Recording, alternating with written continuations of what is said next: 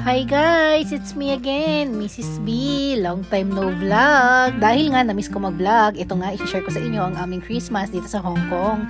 Nanood nga pala kami ng sine at bumili ng bag si Hermana. Wow! Very nice! Kaya ikot na dito. Ayan! Ganda! How much is the chain? The chain. So guys, kakatapos lang namin kumain ng aking OOTD for today. Dahil it's Christmas, kaya dapat heart! Smile! Ang cute-cute mo naman! Oh, popcorn! Wow! Ito nga, nanood din kami ng sine sa Hong Kong. Mufasa nga ang pinanood namin. Same lang naman ang sinehan sa Hong Kong at saka sa Pilipinas. Wala naman masyadong pinagkaiba. Paano sabi nila yung King? Takot siya sa ano.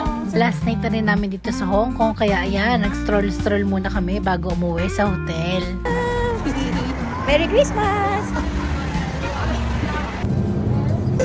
Ang bilis talaga ng train sa ibang bansa.